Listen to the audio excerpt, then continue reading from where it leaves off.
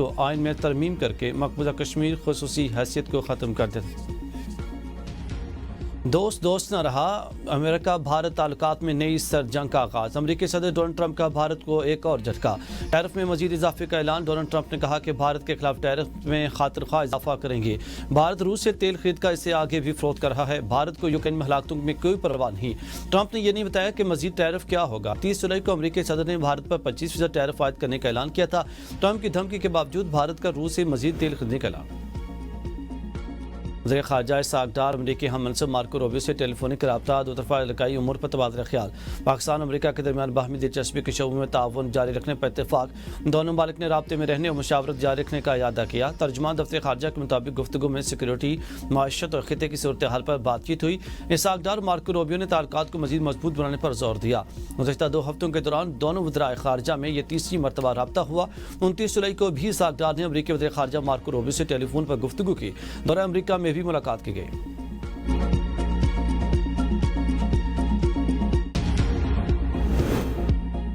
تحریک انصاف کا آج ملک گیر احتجاجی پلان فائنل، اڈیالہ جیل کے باہر مظاہرہ، تمام ارکان قومی اسمبلی اور سینیٹرز کو اسلام آباد پہنچنے کی ہدایت۔ ارکان صوبائی اسمبلی اپنے متعلقہ حلقوں میں احتجاج کریں گے۔ احتجاج تحریک تحفظ آئین پاکستان کے پلیٹ فارم سے ہوگا۔ احتجاج کی مکمل نگرانی پی ٹی آئی کے سیکرٹری جنرل سلمان اکرم راجہ کریں گے۔ صوبوں کے صدور قیادت سے رابطے میں رہیں گے۔ رہنما تحریک انصاف اسد قیصر کہتے ہیں کہ ہمارا احتجاج پرامن ہوگا، اسلام آباد آنے کا کوئی پروگرام نہیں، کل پورے ملک میں پروگرام کریں گے۔ بانی پی ٹی آئی چاہتے ہیں کہ ملک میں عدلیہ اور پارلیمنٹ آزاد ہو۔ بانی پی ٹی آئی کے بیٹے والد سے ملنے آ رہے ہیں، جن کے پاس اختیار ہے، طاقت ہے، ان سے بات ہو سکتی ہے۔ حکومت کا بات چیت کا کوئی ارادہ نہیں۔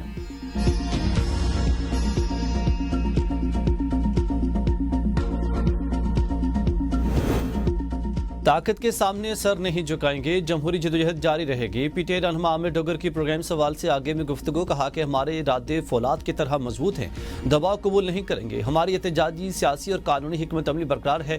حکومت ہمیں پہلے ہی گرفتار کر رہی ہے، ہمیں کسی گرفتاری کا خوف نہیں۔ اداروں کو صرف پی ٹی آئی کو نشانہ بنانے کے لیے استعمال کیا جا رہا، یہ انسانی حقوق اور آئین پاکستان کی کھلی خلاف ورزی ہے۔ ہم پارلیمان کو کٹ پتلی تماشا بننے نہیں دیں گے۔ پی ٹی آئی کا ممکنہ احتجاج، راولپنڈی اسلام آباد میں دفعہ 144 نافذ، اڈیالہ جیل حکام نے اضافی سیکورٹی مانگ لی۔ سپرنٹینڈنٹ اڈیالہ جیل کا سی پی اور راولپنڈی کو خط میں کہا گیا ہے کہ اڈیالہ جیل کے باہر اضافی سیکورٹی کا بندوبست کیا جائے۔ خط میں کہا گیا ہے کہ جیل کے اندر بھی سیکورٹی کے سخت انتظامات کیے جا رہے ہیں۔ دفعہ 144 کا اطلاق 10 اگست تک رہے گا۔ ڈی سی اسلام آباد کا کہنا ہے کہ کسی بھی غیر قانونی سرگرمی کا حصہ بننے والوں کی فی الفور گرفتاری ہوگی۔ انتظامیہ کی شہریوں سے کسی بھی غیر قانونی سرگرمی کا حصہ نہ بننے کی اپیل۔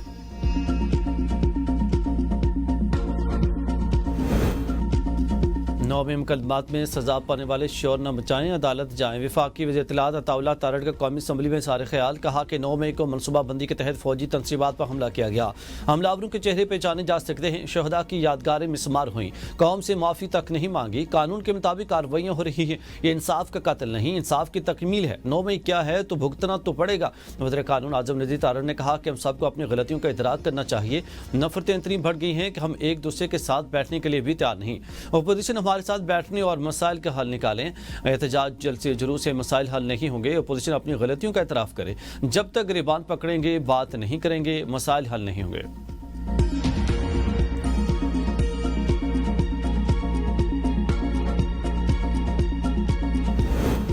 9 مئی کی دھند اب بیٹھنی چاہیے، حساب برابر ہو چکا۔ Chairman P T I barrister Gohar کا ورکرز کنونشن سے خطاب، کہا 5 اگست کے بعد آئندہ کا عمل سامنے لایا جائے گا۔ 14 اگست کو ملک گیر تحریک کا امکان ہے۔ بانی پی ٹی آئی کی رہائی تک تحریک جاری رہے گی۔ پی ٹی آئی کو 3 کروڑ ووٹرز کی حمایت حاصل ہے۔ 89 پارلیمنٹیرینز نااہلی اور سزا کے خطرے سے دوچار ہیں۔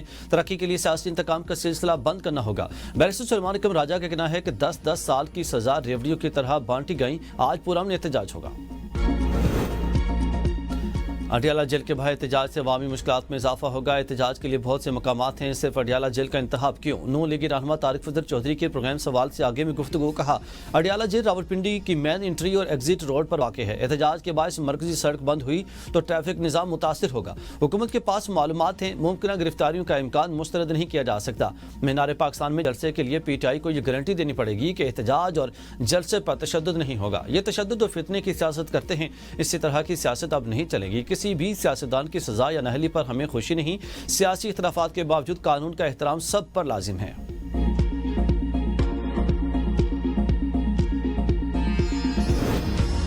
فیلڈ مارشل عاصم منیر کی قیادت میں پاکستان نئے دور میں داخل، دنیا بھی معترف۔ برطانوی جریدے دی اکانومسٹ نے فیلڈ مارشل کے 18 جون کو ٹرمپ سے وائٹ ہاؤس میں ملاقات کو خطے میں سفارتی تبدیلی کا آغاز قرار دیا۔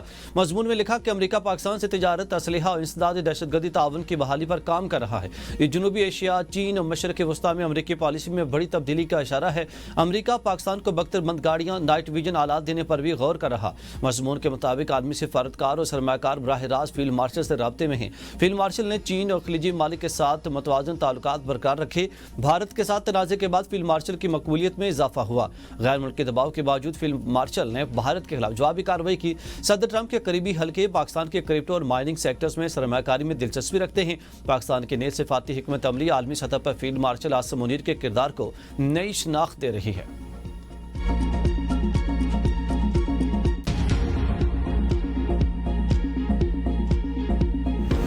پر نقصانات ہوئے ہیں، آج جو چیک دیے گئے ہیں، اس کی مختصر اس کی تشریح یہ ہے کہ 2022 میں جو یہی قدرتی آفت آئی تھی، اس پہ میں نے یہ 2 لاکھ روپے، دیکھیے کہ جو آپ کا کسی کا پیارا چلا جائے خاندان کا تو قیامت تک وہ اشک بار رہتے ہیں۔ چیکس ہم نے 2 لاکھ ہوا کرتا تھا، اس کو میں نے 10 لاکھ کیا 2022 میں۔ جو زخمی تھے ان کی بھی جو کمپنسیشن بڑھائی، گھر جن کے بہ جاتے ہیں مکمل نقصان پہنچتا ہے ان کو 5 لاکھ روپے، اور جن کو کم نقصان پہنچتا ہے ان کو شاید 2 لاکھ روپے۔ وزیراعظم شہباز شریف کا گلگت بلتستان میں انفراسٹرکچر کی بحالی کے لیے 4 ارب روپے کا اعلان۔ شہداء کے ورثاء کو 10 لاکھ اور زخمی کو 2 لاکھ کے چیکس تقسیم۔ تقریب سے خطاب میں کہا کہ پاکستان کا شمار ماحولیاتی تبدیلیوں سے شدید متاثر ہونے والے 10 ممالک میں ہوتا ہے۔ ہر سال موسمیاتی تبدیلیوں سے متاثر ہو رہے ہیں۔ وزارت ماحولیاتی تبدیلی، سیلاب اور دیگر آفات سے متاثرہ علاقوں کے لیے عالمی فنڈ لائے۔ ایڈوانس وارننگ سسٹم وقت کی ضرورت ہے۔ 7 سال سے یہ پروگرام صرف کاغذوں میں چل رہا ہے۔ گلگت بلتستان میں حالیہ بارشوں سے بہت نقصانات ہوئے۔ وفاقی ادارے گلگت بلتستان حکومت کے ساتھ مکمل رابطے میں ہیں۔ جب تک آپ دوبارہ اپنے گھروں میں آباد نہیں ہوتے، آپ کے درمیان رہوں گا۔ گلگت بلتستان میں دانش سکولوں کا جلد قیام عمل میں لایا جائے گا۔ وزیر اعظم سے گورنر اور وزیر اعلیٰ گلگت بلتستان کی ملاقات، حالیہ بارشوں اور سیلابی صورتحال کے حوالے سے بریفنگ دی۔ وزیر اعلیٰ نے گلگت بلتستان میں دانش سکولوں کے قیام کے فیصلے پر وزیر اعظم کو خراج تحسین پیش کیا۔ گلگت بلتستان میں امن و امان کی صورتحال اور ترقیاتی کاموں پر پیش رفت پر بھی گفتگو ہوئی۔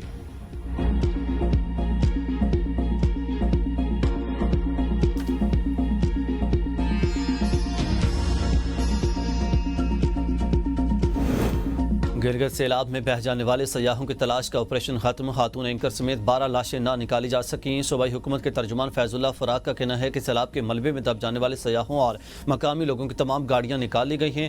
2 ہفتوں سے لاشوں کو نکالنے کے لیے تمام تر کوششوں کے باوجود کامیابی نہیں ملی۔ سرچ آپریشن کے اختتام پر دیامر میں تمام لاپتہ افراد کی غائبانہ نماز جنازہ ادا کر دی گئی ہے۔ ترجمان نے کہا کہ سیلاب سے بڑے پیمانے پر تباہی ہوئی۔ نقصانات کا تخمینہ 20 ارب روپے سے زائد ہے۔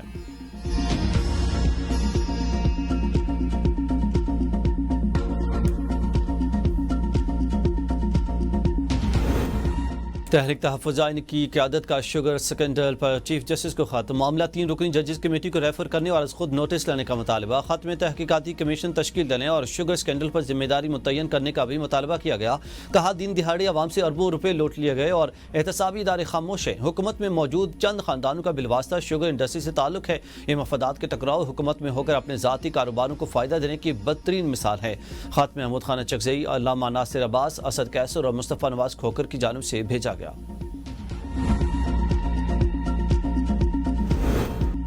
چینی کاٹل کیس کی سماعت ملوں کی درخواست پر مؤخر۔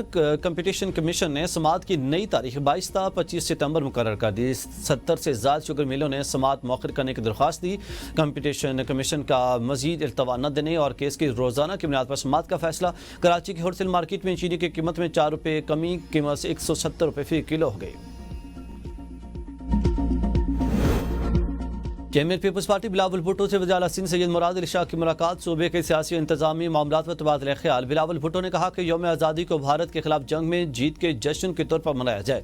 ہندوستان کے خلاف جنگ اور بیانیہ کے میدان میں تاریخی کامیابی اس یوم آزادی کی سب سے بڑی خوشی ہوگی۔ سندھ حکومت جشن آزادی کے سلسلے میں خصوصی اقدامات کرے۔ چیئرمین پیپلز پارٹی بلاول بھٹو سے پی پی کے بلوچستان کے نئی صوبائی کابینہ کے اراکین کی بھی ملاقات۔ بلاول بھٹو نے کہا کہ پاکستان کے سب سے بڑے صوبے بلوچستان میں مضبوط سیاسی انفراسٹرکچر ناگزیر ہے۔ بلوچستان بلوچستان کے عوام کے مسائل ان کے حل سے متعلق اقدامات کو اجاگر کریں گے۔ بلاول بھٹو زرداری سے سندھ پبلک اکاؤنٹس کمیٹی کے چیئرمین نثار کھوڑو نے بھی ملاقات کی۔ نثار کھوڑو نے سندھ پبلک اکاؤنٹس کمیٹی کی کارکردگی سے متعلق بریفنگ دی۔ نثار کھوڑو نے کہا کہ کمیٹی نے ایک سال میں مختلف ڈپارٹمنٹ سے 20 ارب روپے سے زائد کی ریکارڈ ریکوری کی۔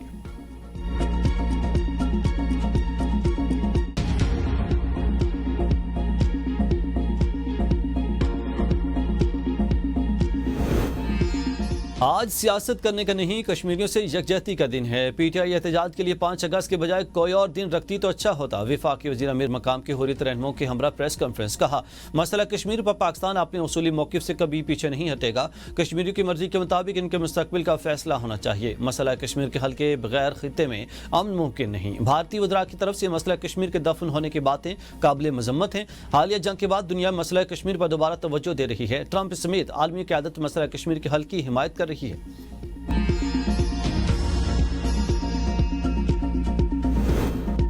وزیر اعلیٰ خیبر پختونخوا علی بن گنڈا پور کا پولیس شہداء کے لواحقین کو پلاٹ دینے کا اعلان۔ تقریب سے خطاب میں کہا کہ ہمارا مقابلہ کسی عام مجرم سے نہیں بلکہ خطے کو ہلا دینے والے دہشت گردوں سے ہے۔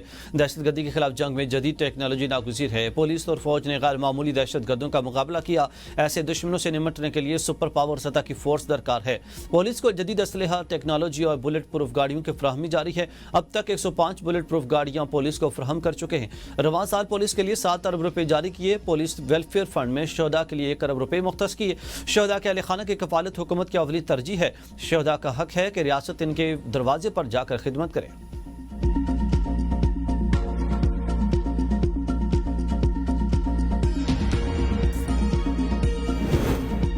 پاکستان دہشت گردی کے خلاف جنگ میں ناکام ہوا تو پوری دنیا لپیٹ میں آئے گی۔ وزیر مملکت داخلہ طلال چودھری کا اسلام آباد میں تقریب سے خطاب، کہا سیاسی کاوشوں کے بغیر دہشت گردی کے خلاف جنگ نہیں جیتی جا سکتی۔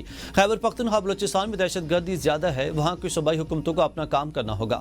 بلوچستان اور کے پی حکومت ذمہ داریوں سے بھری اور ذمہ نہیں ہو سکتی۔ سیاستدان فرض نبھائیں، غیر ذمہ داری قابل قبول نہیں۔ قربانیوں پر تنقید کرنے والوں کو یہ آخری وارننگ ہے۔ یہ ناقابل قبول ہے کہ آپ سیکورٹی فورسز کے پیچھے کھڑے نہ ہوں۔ بارڈر کے حوالے سے افغانستان سے بھی بات کر رہے ہیں۔ افغانستان ہمارا ہمسایہ ملک ہے، دہشت گردی خاتمے کے لیے ہمارا ساتھ دے۔ پاکستان اور ایران نے مل کر دہشت گردی کے خلاف لڑنے کا عہد کر لیا۔